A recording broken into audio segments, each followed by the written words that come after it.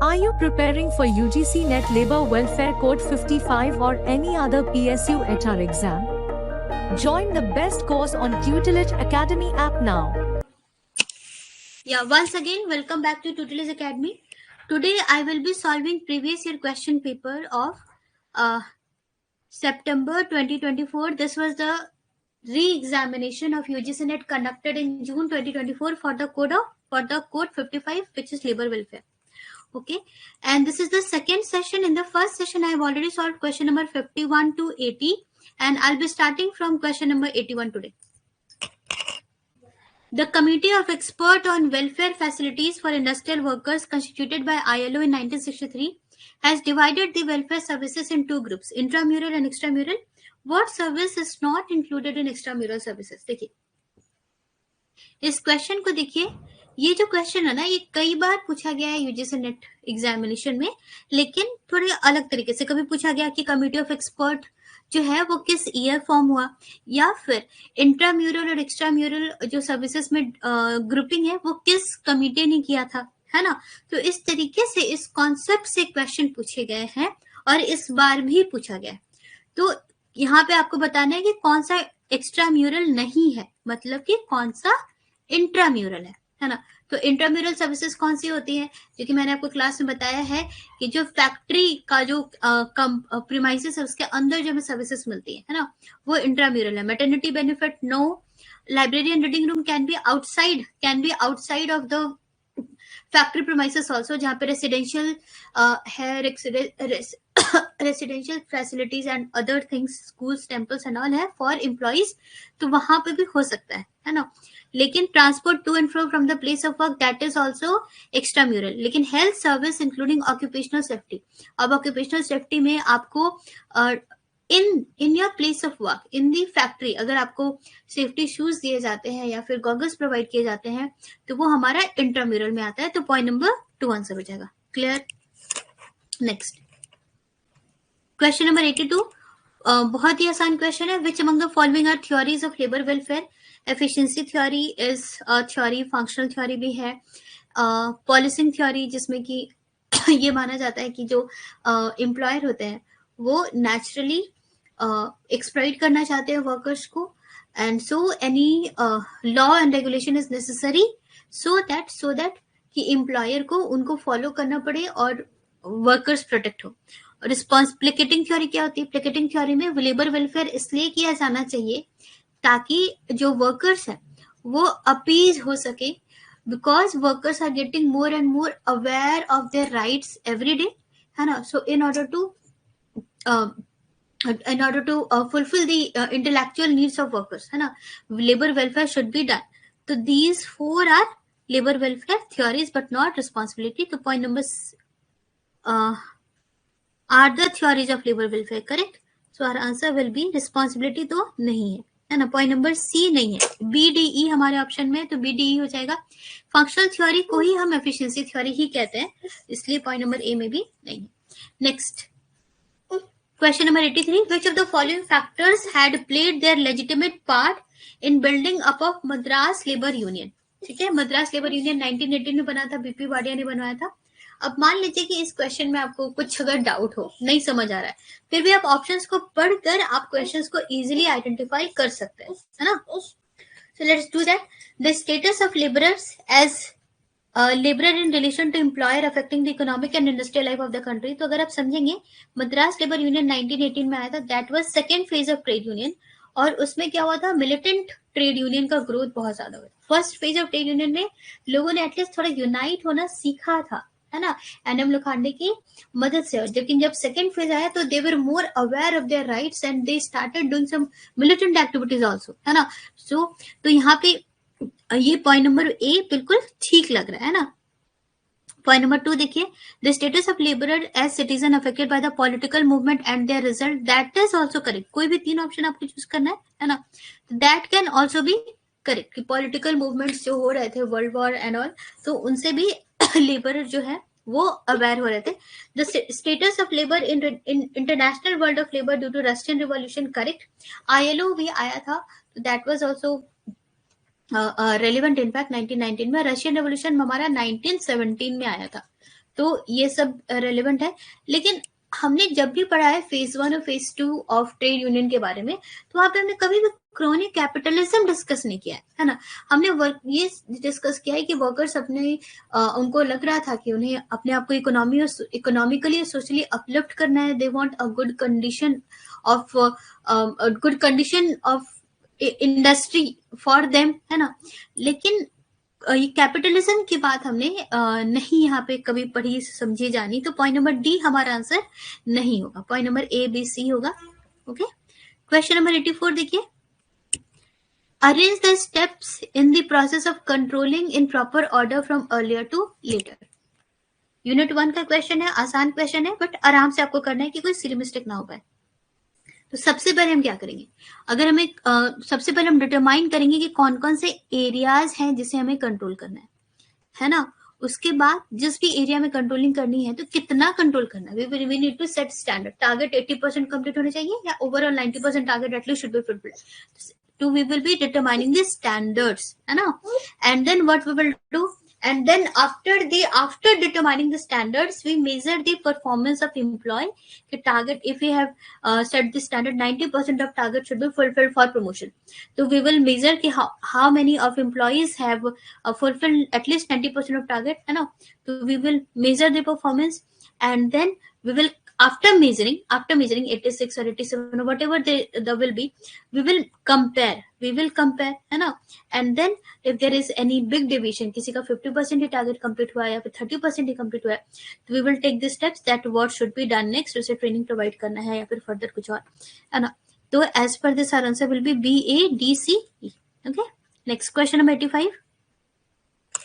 I think थोड़ा font का issue हो जा रहा है, तो जहां भी जरूरत होगा मैं जूम आउट कर लूंगी अगर आपको विजिबल नहीं हुआ तो। Arrange the following processes involve in reference of dispute to voluntary labour arbitration from beginning to end. तो जब भी वॉलंटरी आर्बिट्रेशन होता है तो उसके क्या क्या स्टेप्स होते हैं वो आपको अरेंज करना है। यहाँ पे भी आपको एक अंडरस्टैंडिंग होगी और उस अंडरस्टैंडिंग को अप्लाई करते हुए आपको अच्छे से अरेंज करना है इनको, कोई मिस्टेक नहीं। सो व्हाट शुड बी, सबसे पहले हम देखते हैं कि डिस्प्यूट सेटलमेंट अगर है तो उसका चॉइस की कौन से डिस्प्यूट सेटलमेंट से हमें वॉलंटरी आर्बिट्रेशन करना है, वॉलंटरी आर्बिट्रेशन से सेट करना है। तो पहले तो पॉइंट नंबर 1 तो यही होना चाहिए। डी हमें वैसे पॉइंट नंबर 2 में दिख रहा है, फिर भी सारे ऑप्शंस चेक कर लेते हैं। तो we will choose the dispute settlement and then we will select कि आर्बिट्रेटर कौन होगा, है ना। सिलेक्ट करेंगे, उसके बाद आर्बिट्रेशन अग्रीमेंट होगा, दोनों पार्टी साइन करेंगे, है ना। आर्बिट्रेशन अग्रीमेंट होगा, आर्बिट्रेशन अग्रीमेंट को पार्टी साइन करती है, फिर जो अवार्ड है वो सबमिट होता है। तो नेचुरली दिख रहा है DEACB हमारा एक करेक्ट प्रोसेस होना चाहिए।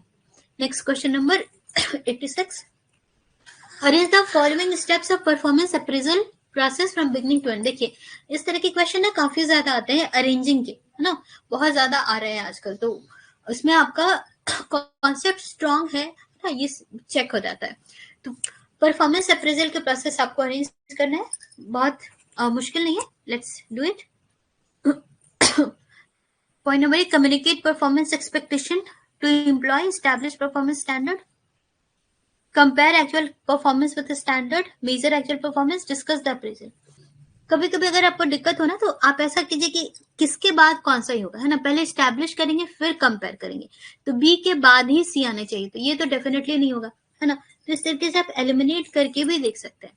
तो सबसे पहले हम एस्टैब्लिश करेंगे, है ना, और उसके बाद एस्टैब्लिश करने के बाद ही हम कंपेयर करेंगे, तो बी के बाद सी होगा। और मेजर करना है हमें, तो पहले मेजर करेंगे तब तो कंपेयर करेंगे। तो BDC होना चाहिए, है ना, हमारा BDC होना चाहिए, इसी ऑर्डर में होना चाहिए, ठीक है। BDC हमारा सिर्फ इसमें देखने को मिल रहा है, करेक्ट। तो ऐसे भी पता चल सकता है, नहीं तो फिर अच्छे से पढ़िए। तो establish performance standard and then you have to communicate that to employ, ना। उसके बाद you will measure it, then you will compare it. उसके बाद लास्ट में अगर जो भी कंट्रोल मैकेनिज्म या अप्रेजल जो भी होगा वो देखना है। तो BADC हमारा option number 2। Question number 87, labour welfare has been defined as efforts to make life worth living for workers. ये ऑक्सफोर्ड डिक्शनरी का ये डेफिनेशन है। Next question number 88, combining of functional and project और product patterns of departmentation in the same organisation structure is very easy question, है ना। जब हम functional और प्रोजेक्ट पैटर्न को कंबाइन करते हैं तो we call it as matrix organisation, है ना। ओके, 88 का आंसर हो जाएगा point number 3. Yes, give me a minute friends. Yes, so starting from question number 89 now. देखिए, बहुत ही अच्छा क्वेश्चन है ये. The theory of personality, which is based on physical attributes or psychological factors for categorization of personalities, is known as. ठीक है, क्या हो रहा है यहाँ पे? यहाँ पे पर्सनैलिटी को कैटेगराइज किया जा रहा है on the basis of physical attributes या फिर साइकोलॉजिकल फैक्टर्स. ठीक है, तो इसे कहते हैं टाइप थ्योरी. ठीक है, देखिए पर्सनैलिटी को इन टोटल हम लोग दो तरीके से डिफाइन कर सकते हैं, या तो टाइप थ्योरी या फिर ट्रेट थ्योरी. तो इनफैक्ट ये काफी इंटरेस्टिंग हो जाता है ना. ट्रेट थ्योरी में हमारा आपने कैटल जो पढ़ा है वो ट्रेट थ्योरी में आता है. गॉर्डन ऑलपोर्ट की थ्योरी ट्रेट थ्योरी में आती है. आइंस्टाइन की एक थ्योरी है वो भी ट्रेट थ्योरी में आती है. और टाइप थ्योरी में भी काफी इंटरेस्टिंग और 5-6 थ्योरीज है ना. जॉन हॉलैंड की जो थ्योरी है ना, रियासिक पर्सनालिटी वाली, है ना. जॉन हॉलैंड की रियासिक पर्सनालिटी थ्योरी है, वो टाइप थ्योरी है. फिर एक ना मुझे ध्यान आ रहा है, शेल्डन की थ्योरी है. शेल्डन की एक थ्योरी है टाइप थ्योरी, वो देखिए मैं आपको समझाती हूँ तो आपको थोड़ा क्लियरली समझ आएगा. शेल्डन क्या कहता है कि जिस तरीके से आपका बॉडी बिल्ट है ना, आपका बॉडी जिस तरीके से बिल्ट है उस तरीके से आपकी पर्सनालिटी बनती है. और शेल्डन ने इनफैक्ट बताया है कि एक एंडोमॉर्फी होती है ना. तो एंडोमॉर्फी में क्या होता है कि यहाँ पे लोग शॉर्ट और फैट होते हैं, उनकी बॉडी टाइप राउंड होती है. तो जिनकी बॉडी टाइप राउंड होती है ना, तो they are what, they like to eat, they like to drink, they like to, they are very generous by nature, they have very leisurely attitude towards life, है ना. और उसी तरीके से फिर एक हो जाता है मेसोमॉर्फी. मेसोमॉर्फी वाले लोग क्या होते हैं, बहुत मस्कुलर होते हैं, है ना. And they are physically well shaped. तो यहाँ पे ऐसे लोग क्या हो जाते हैं, वो काफी ज्यादा रिस्क टेकिंग वाले हो जाते हैं, बहुत अग्रेसिव लोग हो जाते हैं, है ना, बहुत टफ माइंडेड हो जाते हैं. और एक और हो जाता है एक्टोमॉर्फी. तो एक्टोमॉर्फी में क्या हो जाता है, जो लोग होते हैं ना वो थोड़े दुबले पतले से होते हैं ना, तो ये थोड़े सॉफ्ट हार्टेड होते हैं, है ना. और तो लाइक दैट. तो यहाँ पे देखिए कि जिस तरीके से बॉडी बिल्ट है ना, उस हिसाब से पर्सनैलिटी पे फर्क पड़ रहा है ना, उस हिसाब से पर्सनैलिटी पे फर्क पड़ रहा है. ओके, एंड फिर एक कार्ल जंग की भी थ्योरी आती है. तो ये सारी थ्योरीज, क्योंकि अब देखिए इस टॉपिक से क्वेश्चन आया है तो इट्स बेटर मैं आपको इसलिए बता रही हूँ ताकि आप इससे सब रिवाइज करके रख सके. फिर कार्ल जंग ने इंट्रोवर्ट और एक्सट्रोवर्ट दो तरह में पर्सनालिटी डिवाइड की है एज पर साइकोलॉजिकल फैक्टर. तो like that these things are there. Type theory में इसी तरह 2-4 और भी थ्योरीज हैं. Next question number 90, supply curve of a commodity slopes. तो सप्लाई कर्व और डिमांड कर्व क्या होता है तो हमने पढ़ा है ना. तो वेजेस अगर इधर है और क्वांटिटी हमारी इधर है, तो डिमांड कर्व ऐसा होता है और सप्लाई कर्व ऐसा होता है. Supply curve is upward and right, है ना. This is supply curve, this is demand curve. यहाँ पे equilibrium. So point number 1 will be answer. Very easy. Labour market का कॉन्सेप्ट अगर आपने पढ़ा है तो सबसे पहले हम इसी कॉन्सेप्ट को पढ़ते हैं काफी आराम से. Next question number 91, arrange the following trade unions in proper sequence according to their formation from earlier to later. Okay, इस तरह के क्वेश्चन आते ही हैं. एक क्वेश्चन आता ही है कि ट्रेड यूनियन को आप अरेंज करो. तो HMS 1948 आपको पता है, रेड ट्रेड यूनियन 1931, 1920, 1955. किसी को अगर नहीं पता होगा, हिंदुस्तान मजदूर सेवक संघ ये 1946 में आई थी. तो accordingly you have to arrange and बहुत आराम से आपको आंसर मिल जाएगा. सी से from earlier to later, DCBAE correct. Point number 3. Next, ये सारे जो क्वेश्चंस सॉल्व हो रहे हैं इनमें जो भी आपको इन्फॉर्मेशन मिल रही है वो सारे इन्फॉर्मेशन को नोट डाउन कीजिए. रिपीट होते हैं कॉन्सेप्ट्स, है ना. क्वेश्चन नंबर 92 इजी है. मैंने क्लास में भी आपको करवाया है, किसी ट्रेड यूनियन का नाम बताया है कि कौन कौन सा बिजनेस यूनियन है, कौन कौन सा जनरल यूनियन है, कौन कौन सा क्राफ्ट यूनियन है. तो कुछ तो बताया हुआ है, कुछ अगर आपको इसमें से एक दो नहीं पता होगा तो वो आप नोट डाउन करके रख सकते हैं. बिजनेस यूनियनिज्म में हमारा AFL आ जाता है, फ्रेंडली में हमारे आ जाते हैं the knights of labour, the knights of labour हमारे फ्रेंडली में आ जाते हैं। तो A का 2 B का 1 हमें यहाँ पे तो मिल जा रहा है ना। और फिर रिवॉल्यूशनरी आ जाते हैं IWW, industrial workers of the world, और प्रीडेटरी वो ट्रेड यूनियन जिनका कोई फिक्स्ड पैटर्न नहीं है कि वो कौन सा मेथड को अडॉप्ट करेंगे। Predatory they are the brotherhood of teamsters. तो हमारा आंसर हो जाएगा point number 2। Okay, next question number 93, match list 1 with list 2, very easy question. Assessment centre, application blank, job rotation, employment exchange. Assessment centre किस लिए होता है?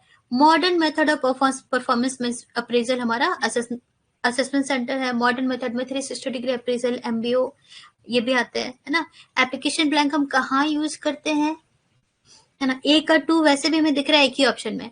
Application blank हम सिलेक्शन के समय यूज करते हैं कि क्या क्या इन्फॉर्मेशन है कैंडिडेट्स की, उसके हिसाब से हम उन्हें सिलेक्ट करते हैं फर्दर राउंड के लिए। जॉब रोटेशन हम कहाँ देखते हैं? ट्रेनिंग के लिए, है ना।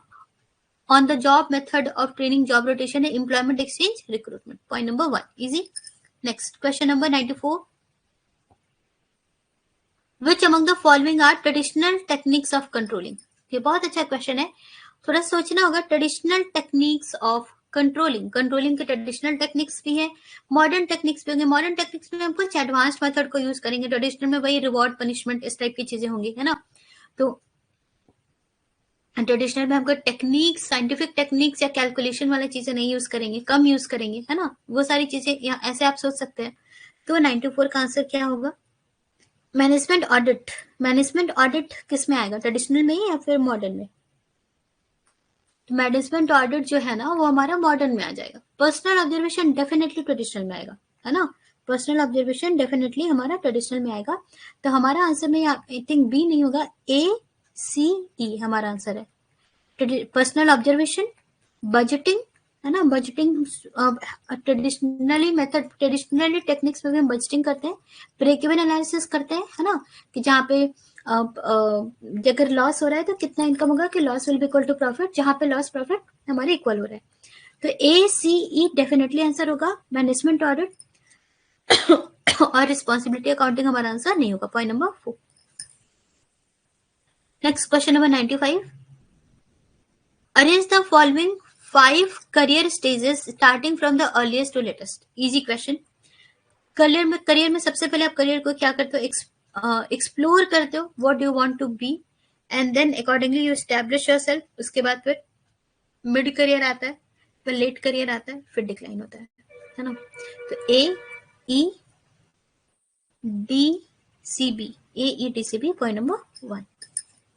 Next question 96, which of the following statement are not true relating to grapevine. अब ग्रेप वाइन तो काफी इजी टॉपिक है, लेकिन ये क्वेश्चन में थोड़ा सा ट्विस्ट है, अच्छा क्वेश्चन है, बहुत अच्छा। देखिए, ग्रेप वाइन हम इनफॉर्मल कम्युनिकेशन को कहते हैं, और इनफॉर्मल कम्युनिकेशन जो है ना, अगर ऑर्गेनाइजेशन में एक तरह से रूमर को कह सकते हैं। तो आप बताइए, जो रूमर है वो फास्टली मूव होता है या स्लोली मूव होता है?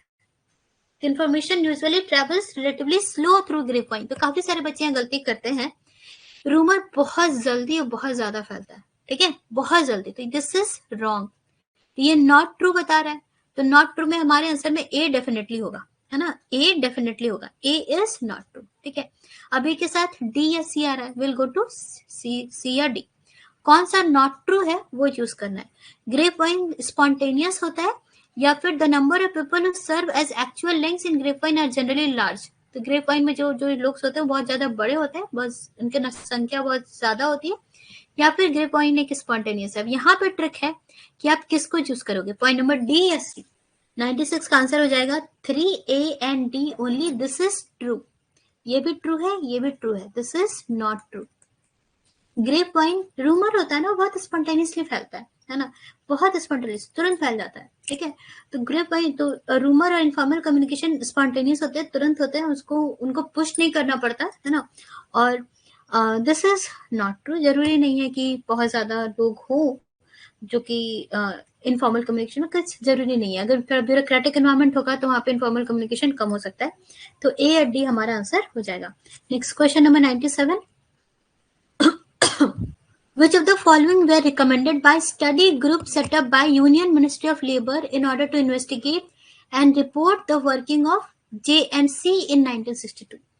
ठीक है, तो क्या हुआ था कि 1962 में एक स्टडी ग्रुप बना था by union minister of labour, है ना, और उसे जेएमसी रिव्यू कमेटी बोला गया था। उसने जेएमसी के सारे काम को रिव्यू किया था, है ना, JMC review committee.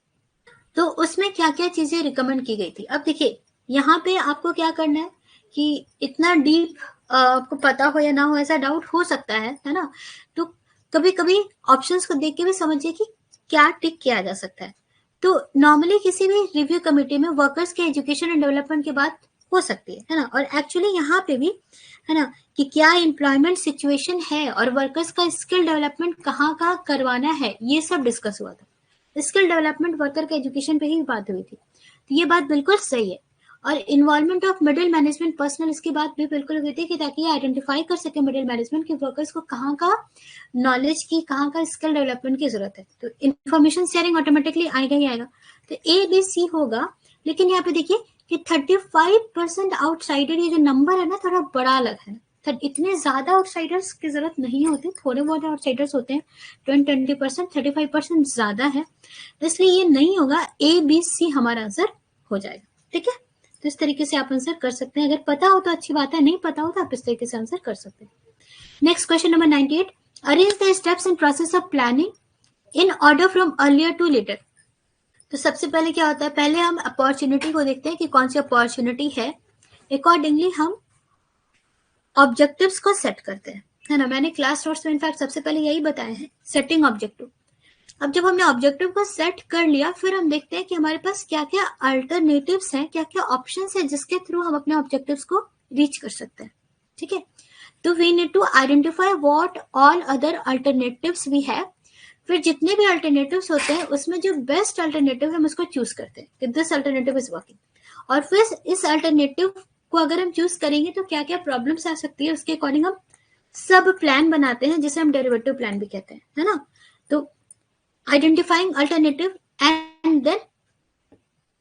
and then what we'll do, we will compare the alternatives, which alternative is going to work for us, and then at last we will be choosing an alternatives। इसके बाद भी steps है ना, इसके बाद भी कुछ steps है कि अगर फिर भी अगर होगा तो preparing sub plan for expedition of achievement of alternative, और और अचीवमेंट ऑफ ऑब्जेक्टिव के लिए हम सब प्लान या डेरिवेटिव प्लान बनाते हैं। P हो सकता है, G हो जाएगा फॉलो अप, है ना। तो बस समझाने के लिए मैंने आपको इतना बताया। तो answer will be point number A. Match list 1 with list 2, this also is not very tough, आसान क्वेश्चन है। केस स्टडी, रोल प्ले, इन बास्केट और सिमुलेशन। तो केस स्टडी में क्या होता है, सिचुएशनल जजमेंट या फिर एनालिटिकल जजमेंट, 1 और 4 तो नहीं होगा, है ना। तो केस स्टडी में एनालिटिकल जजमेंट और आपका डिसीजन मेकिंग स्किल देखा जाता है, और रोल प्ले में ह्यूमन रिलेशन स्किल को देखा जाता है।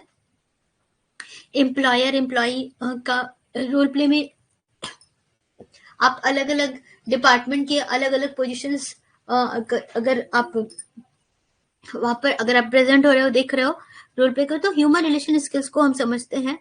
एंड देन इन बास्केट, जो हमारा इन बास्केट एक्सरसाइज होता है, उसमें क्या होता है, इन बास्केट एक्सरसाइज मैंने आपको क्लास में बताया कि अगर किसी पर्टिकुलर सिचुएशन में आपके पास एक बास्केट है जिसमें बहुत सारे टास्क हैं, तो आप प्रायोरिटाइज करोगे और कौन सा टास्क को कब कैसे कंप्लीट करना है, कौन से टास्क को पहले चूज करना है। तो सिचुएशनल जजमेंट और सिचुएशनल प्रॉब्लम स्किल्स को हम इन बास्केट एक्सरसाइज में सॉल्व करते हैं, और सिमुलेशन में हम एनकाउंटरिंग स्किल्स को सिखाते हैं। तो as per this our answer will be point number 3। Okay, yes, so one more question I'm taking, actually I'm not feeling well, and question number 1, so the core of planning is objective, decision making, strategy और forecasting। तो planning का जो भी objective होता है ना, जैसे कि हमने भी डिस्कस किया कि हम क्या करते थे प्लानिंग के स्टेप्स में, हम अपॉर्चुनिटीज को आइडेंटिफाई करके ऑब्जेक्टिव सेट करते थे, और फिर ऑब्जेक्टिव को कैसे अचीव करना है उसके लिए हम अल्टरनेटिव डिसाइड करते थे, वो अल्टरनेटिव से फिर एक अल्टरनेटिव को चूज करते हैं, राइट। तो core of planning is ultimately decision making, कि हमारा जो ऑब्जेक्टिव है वहां तक हम कैसे पहुंच सकते हैं, स्टेप बाय स्टेप सारे ऑप्शंस को हम चूज करते हैं, देखते हैं, अकॉर्डिंगली हम प्लानिंग करते हैं। तो what we are doing most important, we are doing the decision making part. Okay, so question number 1 not 1 to 140, 150 I'll be discussing in next part. Okay, and I will be ending the session now. I hope ये sessions आपके लिए helpful है. कहीं कोई problem होगी, कुछ understanding में कहीं पे अगर आपको गैप दिखे, कोई टॉपिक भी डिफिकल्ट लगे तो आप कमेंट कर सकते हैं. अपने क्लासरूम सेशन में हम उन सभी को कवर करेंगे. राइट? या so I will be ending the session now. Thank you all for your time. Thank you. Are you preparing for UGC Net Labor Welfare Code 55 or any other PSU HR exam? Join the best course on Tutelage Academy app now.